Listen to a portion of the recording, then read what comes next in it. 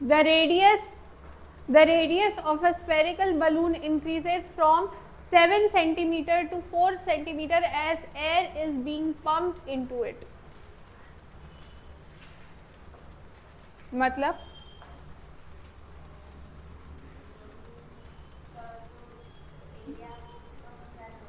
Balloon का radius बढ़ गया. आपको पता है ना, बलून में आप एयर ब्लो करते हो तो बड़ा होता है बलून, राइट? ये तो बचपन से पता है. सो आप जब एयर ब्लो कर रहे हो तो छोटा बलून जो है इतना 7 सेंटीमीटर का स्फीयर था, वो कितना हो गया? 14 सेंटीमीटर का रेडियस हो गया उसका. 7 सेंटीमीटर के रेडियस से 14 हो गया. Find the ratio of surface area of the balloon in 2 cases. दोनों केसेस में, यानी बलून का जब रेडियस 7 सेंटीमीटर था, यानी बलून जब छोटा था, और जब बलून में एयर ब्लो करने के बाद जब वो बड़ा हुआ, यानी 14 सेंटीमीटर का रेडियस हुआ, उन दोनों केसेस में रेशियो क्या होगा? रेशियो फाइंड करना है, सिर्फ रेशियो है. कैसे करेंगे? बस कंपेयर करना है. करें? लेट R1, सपोज मैं दो रेडियस है ना, तो क्या करेंगे? R1 को मैं इनिशियल रेडियस बोलूं. इनिशियल मीन्स, हाँ, अरे सॉरी, R1 मैं किसको लूंगी? Let R1 be the initial radius of balloon. Initial radius means पहले रेडियस कितना था? 7. And R2 be the final radius. बाद में रेडियस कितना हो गया बलून का?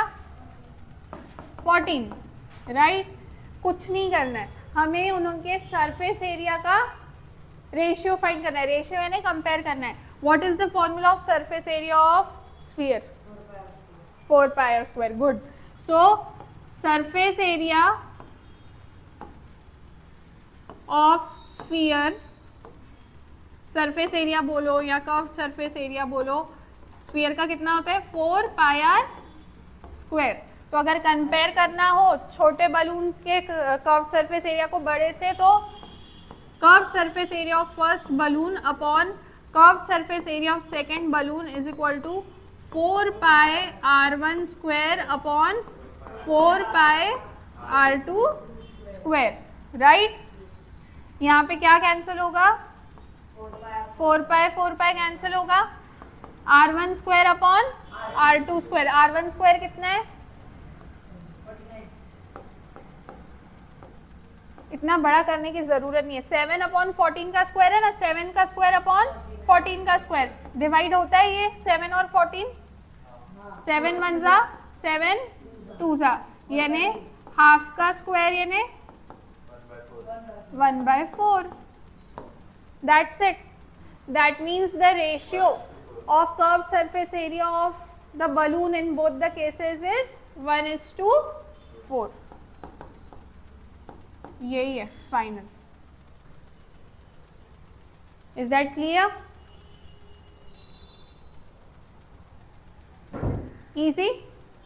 जब भी रेशियो बोले आपको सिर्फ डायरेक्ट कंपेयर करना स्टार्ट करना है, रेशियो ऐसे लेना स्टार्ट करना है.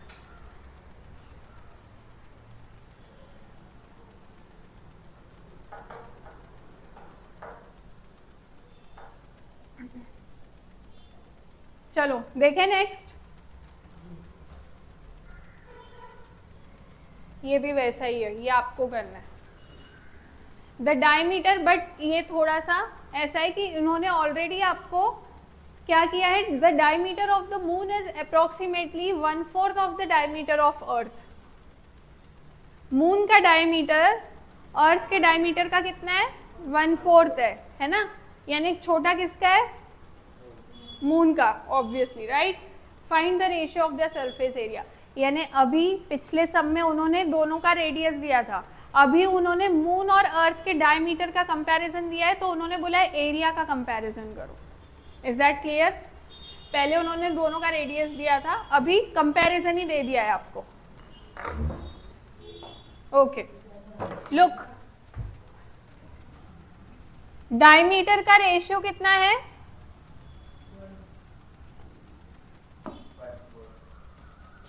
1:4. 4, right?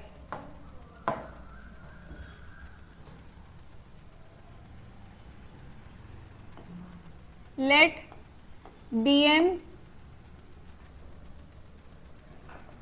dm and de be the diameter of moon and earth respectively. Yes or no?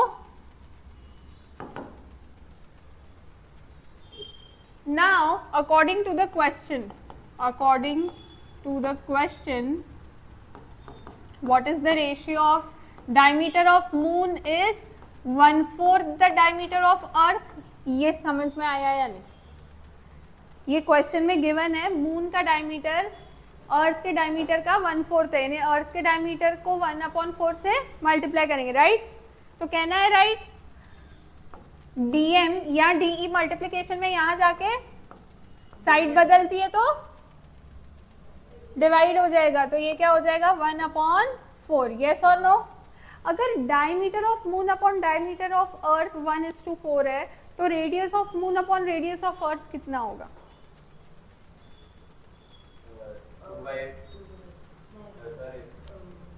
Ratio सिर्फ रेडियस का भी तो 1:4 ही होगा ना. समझ में आ रहा है? फॉर एग्जाम्पल अगर मैं बोलूं, अभी के लिए हम ऐसे समझते हैं मून का डायमीटर 10 है, अभी के लिए हाइपोथेटिकली, तो अर्थ का डायमीटर कितना है? मून का डायमीटर अगर 10 है तो अर्थ का डायमीटर कितना है? अर्थ का डायमीटर कितना है? मून का 10 है तो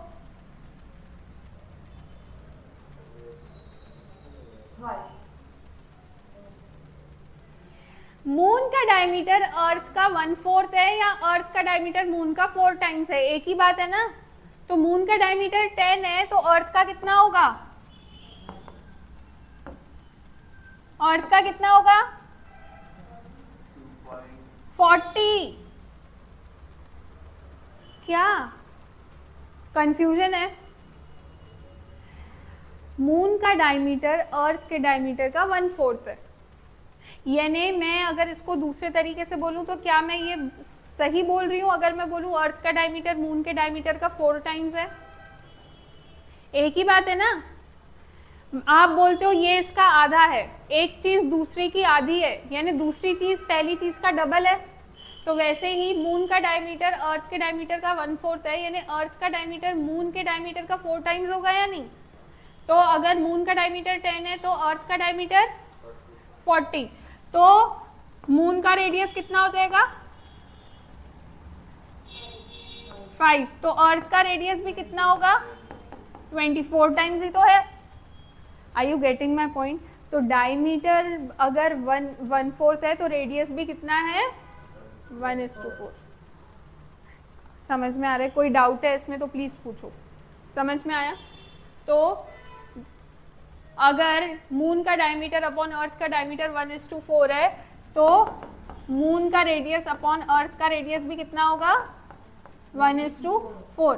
तो मैं ये कर सकती हूँ मून के रेडियस को 1/4 टाइम्स अर्थ का रेडियस लिख सकती हूँ, हाँ या ना?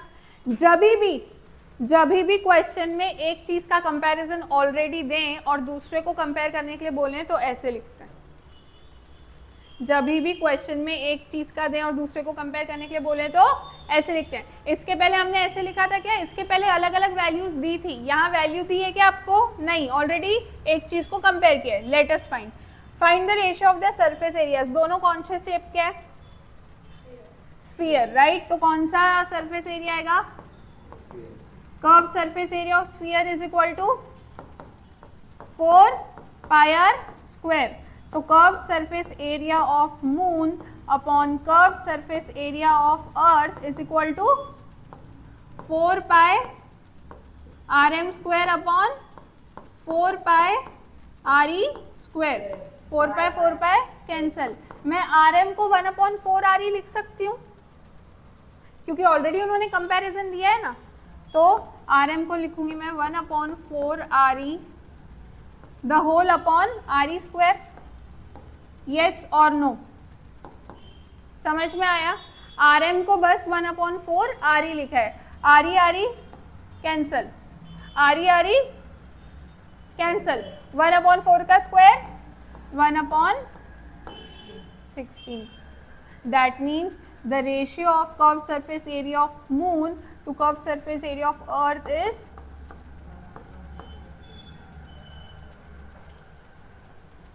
easy. हाँ हाँ,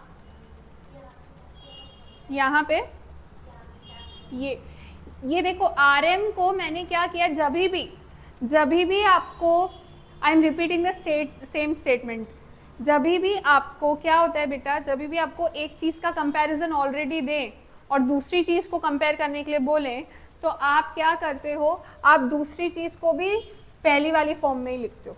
यहाँ उन्होंने रेडियस ऑफ मून और रेडियस ऑफ अर्थ की वैल्यू दी है क्या?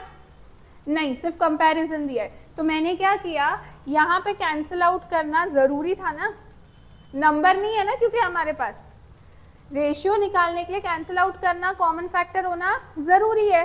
तो मैंने क्या किया, मून के रेडियस की वैल्यू भी नहीं मालूम, अर्थ के रेडियस की वैल्यू भी नहीं मालूम, बस उन दोनों का कंपैरिजन मालूम है, तो मैं आर एम की जगह 1/4 आर ई लिखा बस मैंने. Is that clear? समझा? तो वो कैंसिल आउट हो गया. देखें next, the diameter of a metallic ball is 4.2 centimetre. What is the mass of the ball if the density of the metal is 8.9 gram per centimeter cube?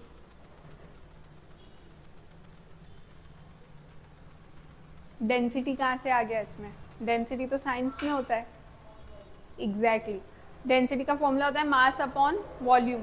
यानी आपको क्या find करना है, यहाँ पे वॉल्यूम फाइंड करोगे और उसके बाद डेंसिटी गिवन है तो हमें मास फाइंड करना है. तो पहले वॉल्यूम फाइंड करोगे और फिर डेंसिटी का फॉर्मूला लगा के मास फाइंड करोगे. Quick, only 5 minutes, no 3 minutes, sorry. Ball it is, तो yes it is sphere.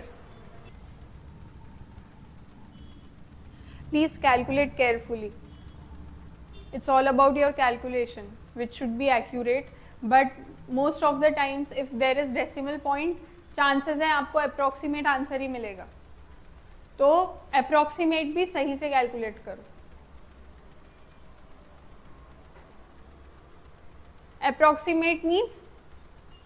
approximately means आसपास का होना चाहिए. आपका आंसर एकदम अलग ही मत रखो.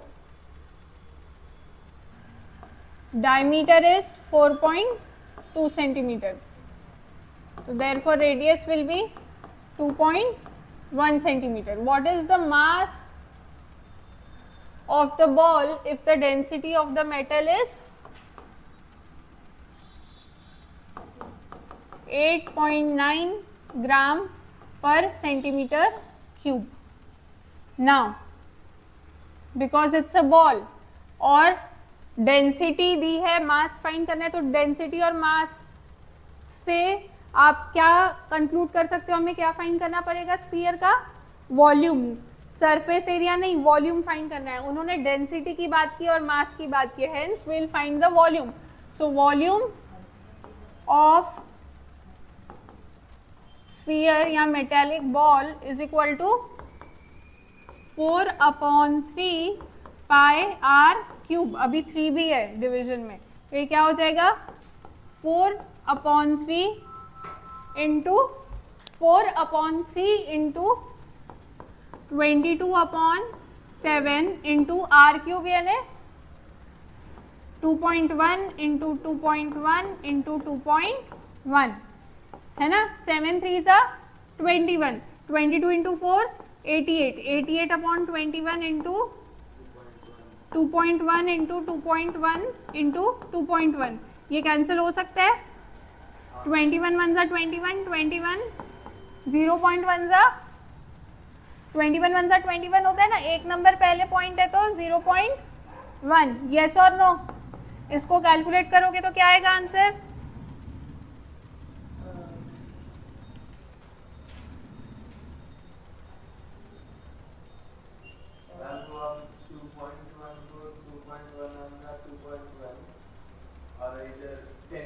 अगर आपको 20 यस अगर आपको 21 का स्क्वायर भी मालूम है ना तो इजी होता है। 21 का स्क्वायर होता है 441 और 2 नंबर पहले पॉइंट, तो ये क्या आएगा 88 इंटू 0.1 इंटू 441 स्क्वायर है और 2 नंबर पहले पॉइंट आएगा बिकॉज इट्स अ स्क्वायर, तो 4.41। इसको कैलकुलेट करो अभी।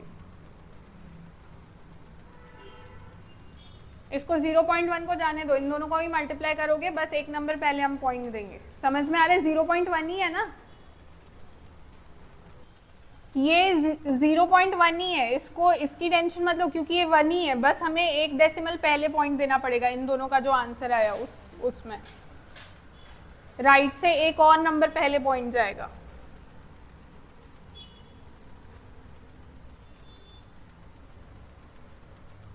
वो 38.808 यही आएगा फाइनल। अच्छा, आपने इससे मल्टीप्लाई कर दिया है क्या? नहीं किया है अब तक, लेकिन फाइनल आंसर आपका ये आएगा क्योंकि 0.1 से मल्टीप्लाई करोगे तो एक्चुअल में if you multiply 88 by multiplied by 4.41 तो ये आएगा 388.08 एंड देन बिकॉज 0.1 से मल्टीप्लाई कर रहे हो यानी पॉइंट जो है वो और एक नंबर पहले आएगा। ये तो पता है ना बेसिक्स, ठीक है। अभी क्या फाइंड करेंगे? मास फाइंड करना है। What is the formula of density? We know that density is equal to mass upon volume, तो therefore mass is equal to density into volume, yes और नो, है ना। तो डेंसिटी कितनी है?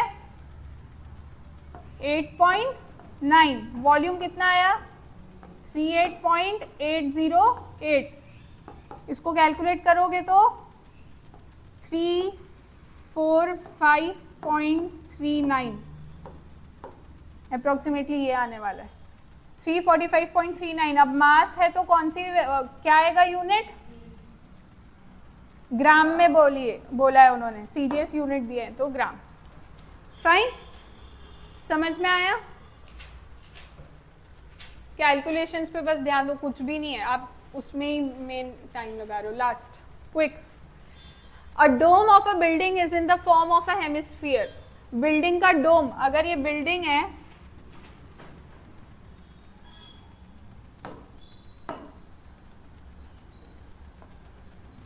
अगर ये बिल्डिंग है तो बिल्डिंग का जो डोम है वो हेमिस्फीयर के फॉर्म में, ठीक है।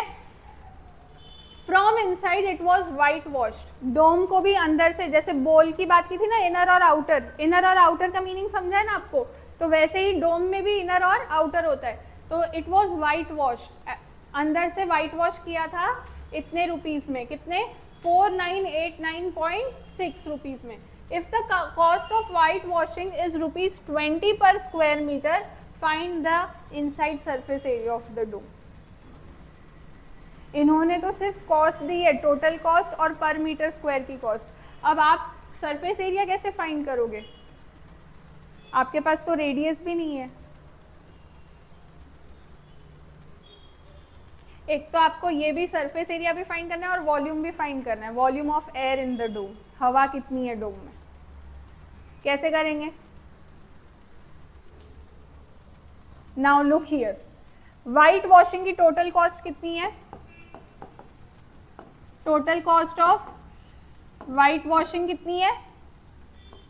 ₹4989.6 है ना। और कॉस्ट पर मीटर स्क्वायर कितना है? 20 रुपीज। मुझे एक बात बताओ, याद करो, हम टोटल कॉस्ट फाइंड करने के लिए कैसे कर रहे थे? अभी तक जो हमने सम्स किए उनमें किसी भी चीज़ की, जैसे टिन प्लेटिंग करनी थी, है ना, या हमें टेंट बनाना था, तो टोटल कॉस्ट फाइंड करने के लिए हम कैसे फाइंड कर रहे थे? लास्ट में एरिया को आप पर मीटर स्क्वायर से मल्टीप्लाई कर रहे थे। अब यहाँ पे एरिया नहीं है, यहाँ पे सिर्फ टोटल कॉस्ट और ये है, are you getting what I am trying to say? हम अब तक ये फॉर्मूला लगा रहे थे, total cost is equal to क्या होगा, कर्व सरफेस एरिया लूं कि टोटल सरफेस एरिया लूं, हेमिस्फीयर की कर्व लेंगे क्योंकि डोम के ऊपर ऐसे बना हुआ है और वॉल्यूम ऑफ एयर भी है उसके अंदर, राइट, इनसाइड से है वो, इनसाइड की बात की है। तो टोटल कॉस्ट क्या होगा, curve surface area multiplied by cost per meter square, yes और नो। अब तक हम ऐसे ही फाइंड कर रहे थे हर किसी का टोटल कॉस्ट, इस क्वेश्चन में बस उन्होंने टोटल कॉस्ट दिया है, अब तक हम टोटल कॉस्ट फाइंड कर रहे थे, इन्होंने बस दिया है। तो इसीलिए कर्व सरफेस एरिया कैसे फाइंड करेंगे, कॉस्ट पर मीटर स्क्वायर को यहाँ डिवाइड करेंगे ना, तो क्या है ये 4989.6 अपॉन 20, करो डिवाइड,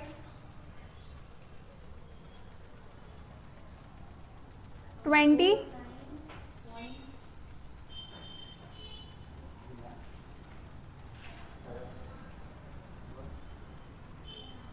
20 के टेबल में 49 या 49 से कम का नंबर 40, 22 ज़ा 40, बचा कितना 9, 98 या 98 के कम नंबर कौन सा आता है 20, 4 ज़ा 80, 98 माइनस 80 कितना होता है 18, 189, 20 के टेबल में 189 या 189 के कम का नंबर 180, कितने ज़ा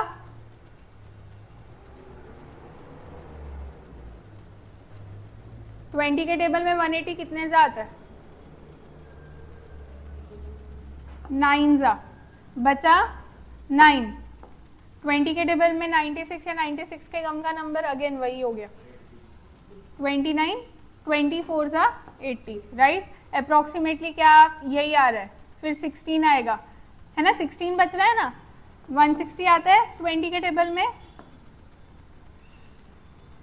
तो 249.48, ये 48 क्या मीटर स्क्वायर या centimetre square, metre square, this is the curve surface area of dome, right, आ गया ये आंसर। अब आप वॉल्यूम कैसे फाइंड करोगे, कौन सा फॉर्मूला, क्या है फॉर्मूला, आर तो है ही नहीं, 2/3 पाई आर क्यूब है, तो आर तो है ही नहीं, फिर सी ए से है ना, लेकिन तो सी ए से वाले फॉर्मूला से आर फाइंड करो और फिर आर जो आएगा उसको सब्सटीट्यूट करके वॉल्यूम फाइंड करेंगे। क्लियर है? जल्दी से मुझे रेडियस बताओ इसका।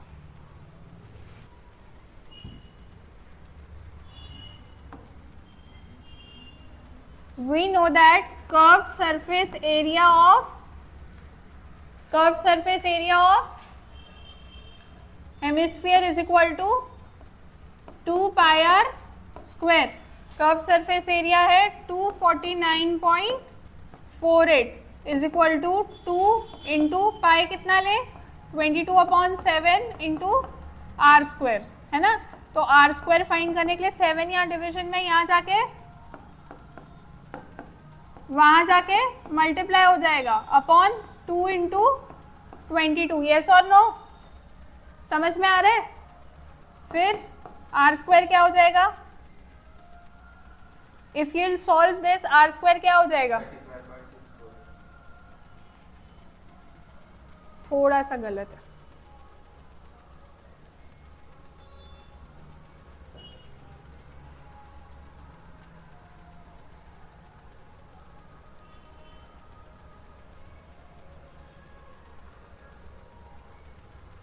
। 44 से इसको डिवाइड करना पड़ेगा, क्या आएगा, या कॉमन फैक्टर से फाइंड करो।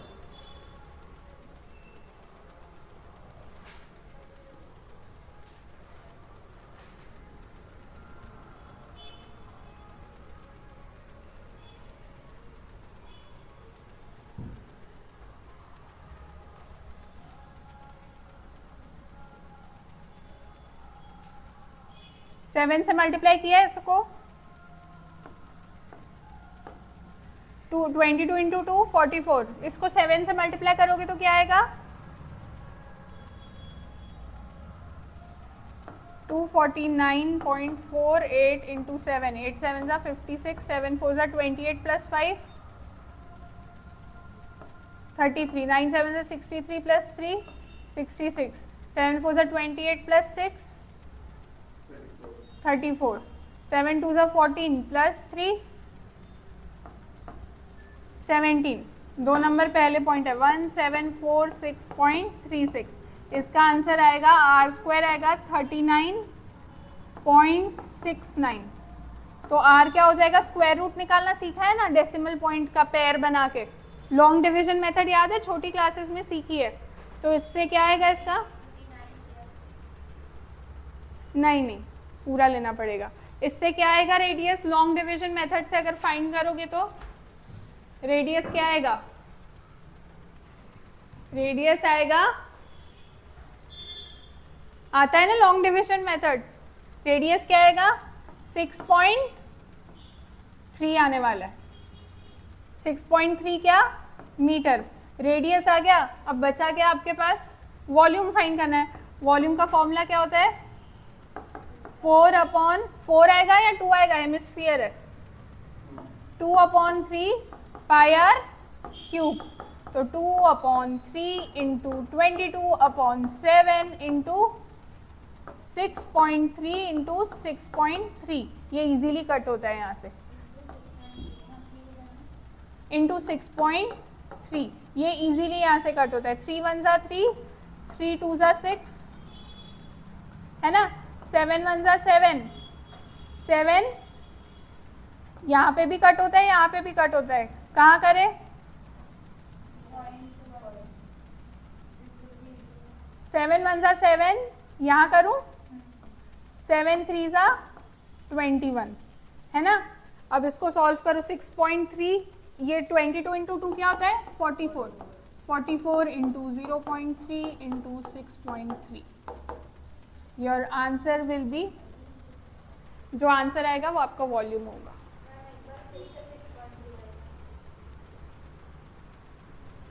तो 44 इंटू यहाँ, हाँ 44, 22 इंटू 2 44 इंटू 0.3 इंटू 6.3 इंटू 6.3. ये गलती से मैंने कट किया क्योंकि हमने उसको इसी से डिडक्ट किया था. जो भी इसका आंसर आएगा that will be your volume. It will be approximately around 250. ठीक है, फाइन. कल के क्वेश्चन का आंसर क्या आया है, जो कल होमवर्क दिया था,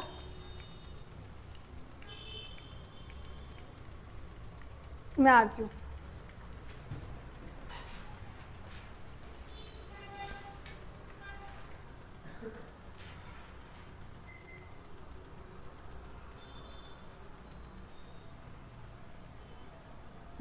करेक्ट. रीजन लिखो, लेकिन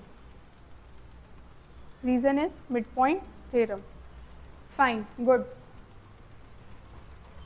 ठीक है, समझ में आया पूरा surface area and volume. Any doubts? Okay. जिनको कुछ डाउट नहीं है उनका दो चांसेस हो सकते हैं. या तो वो बहुत होशियार है, सब कुछ समझ रहा है, या तो उनको कुछ भी नहीं समझ रहा है. कौन सी कैटेगरी में हो? Okay, anyway I am kidding. Okay, that is it.